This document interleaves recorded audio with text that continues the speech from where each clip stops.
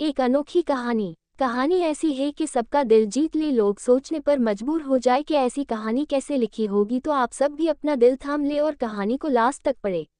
दोस्तों, आज हम आपको एक ऐसी स्टोरी बताने जा रहे हैं जो अपने आप में एक अनोखी कहानी रहेगी। एक समय पहले की बात है, जब एक गांव में एक रमेश नाम का इंसान रहता था। रमेश का काम था कि वो अपने गांव से दूर एक कोयला की खदान के पास काम करने जाता था। दोस्तों, हम आपको बताएं कि जो कोयला की खदान थी वो कई साल पहले बंद कर दी गई थी, क्योंकि उस कोयला की खदान में बहुत सारी दरारें पड़ गई थी और कई रास्ते तो अंदर से बंद हो गए थे। और इसलिए ही अब उस खदान के तरफ कोई नहीं जाता था, क्योंकि बताया जाता है कि जब कोयला की खदान में काम चल रहा था तो अचानक से कोयला खदान के कई रास्ते बंद हो गए, जिसमें बहुत सारे मजदूर अंदर बंद रह गए थे। लेकिन उनको किसी में नहीं निकला कि वो कोयला की खदान में ही फंसे रह गए, और फिर उस खदान को बंद कर दिया गया और वहां से सारी मशीन बड़े बड़े क्रेन मशीन से उठा के ले गए और अब वहां पर कुछ नहीं बचा। लेकिन रमेश की मजबूरी है कि उसे उस कोयला के खदान के पास जाना पड़ता है, क्योंकि रमेश बहुत ही गरीब था और 3 साल पहले रमेश उस खदान में काम करता था। लेकिन जब से कोयला की खदान बंद हुए तब से रमेश के पास कोई काम ही नहीं रहा, और अब रमेश उस कोयला की खदान के पास सुबह 4 बजे पहुंच जाता था और रात्रि में 8 बजे लौट के आता था, ताकि गांव के लोग न देखें। और रमेश को वहां जाने में काफ़ी परेशानी होती थी, पर फिर भी उसे जाना पड़ता था। रमेश कोयला खदान में कोयला निकलता था और जो कोयला वो इकट्ठा कर लेता उसे वो साथ लेके आता कर, फिर जब कोयला ज्यादा हो जाता था तो उसे बोरी में भर भर के बाजार में बेच देता था, और इस प्रकार रमेश का घर का खर्च चल रहा था। और एक दिन रमेश की पत्नी ने कहा, सुनी जी, कल आप कोयला की खदान में मत जाना। जो हमारे पास इतना सारा कोयला हो गया है, इसको ही हम पहले बाजार में बेच देंगे, इसके बाद ही आप दोबारा कोयला लाना।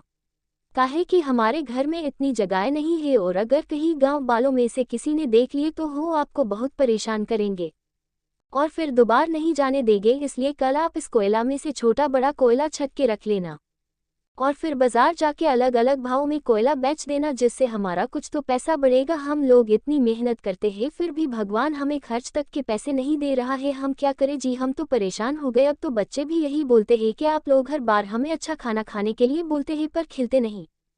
अब हम बच्चों से कब तक झूठ बोले कि अब तो हमारा मन करता है कि अपने बच्चों को समझा दे कि हमारे पास इतना पैसे नहीं है कि हम तुम अच्छा खाना खिला सके। और इतना सुन के रमेश ने अपनी पत्नी से कहा, नहीं नहीं भाग्यवान, ऐसा मत करना, इससे बच्चे खुद को बहुत गरीब समझेंगे और हम नहीं चाहिए कि हमारे बच्चों का भी भविष्य गरीबी में निकले। और फिर रमेश अपने पत्नी से कहता है, तुम परेशान मत हो, भगवान तो हमारा भी है, आखिर कब तक हमें ऐसे कष्ट में देखेगा, भगवान भी हमारे लिए कुछ अच्छा सोचा होगा, तुम बस सही समय का इंतजार करो।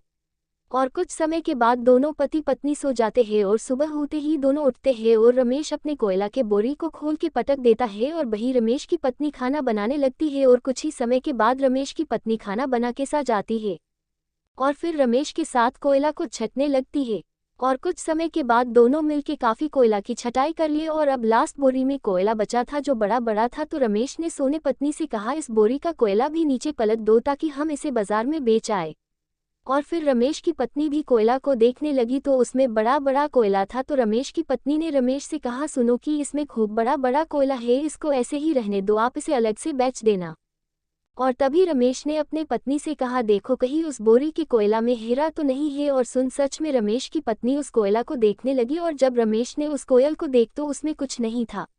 और फिर रमेश ने सारा कोयला भर लिया कर एक बड़ा कोयला नीचे पास था, तो रमेश ने उसे उठाकर बोरी में फेंक दिया और जैसे ही वो कोयला दूसरे कोयले से टकराया तो टूट गया और उसके अंदर एक बड़ा सा हीरा चमकने लगा।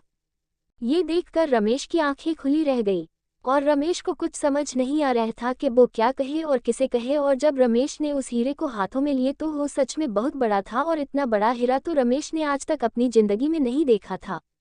और अब तो रमेश की खुशी का ठिकान नहीं रहा और फिर रमेश ने सारा कोयला तोड़ तोड़ कर देखा तो रमेश को उस कोयला के अंदर से 2 टुकड़े और मिल गए। फिर रमेश अपनी पत्नी को लेके शहर गया और वहीं पर सबसे बड़े हीरे के व्यापारी को हीरा दिखाया। और फिर व्यापारी ने रमेश से कहा, इस हीरे की कीमत लाखों में नहीं करोड़ों में है और आप इस हीरे को कम से कम 25 करोड़ तक बेच सकते हो, आप आज से ही करोड़पति बन गए। आप परेशान मत हो, हम कल सुबह खुद आपके घर बड़े से बड़ा व्यापारी लेके आएंगे और आपको अच्छे से अच्छा पैसा दिलाएंगे। और इस तरह रमेश ने 3 दिन में हीरा बेच दिया और फिर रमेश उस दिन से करोड़पति बन गया। और रमेश के गरीबी भरे दिन एकदम से दूर हो गए। दोस्तों, लोग कहते हैं कि भगवान सबकी सुनता है, लेकिन दोस्तों भगवान तो सबका है और सबकी सुनता है, लेकिन हमें मेहनत करते रहना चाहिए। दोस्तों, आप सबको ये कहानी कैसी लगी? अगर पसंद आए तो शेयर जरूर करें। Thanks for watching. Please like and subscribe the channel for more watching.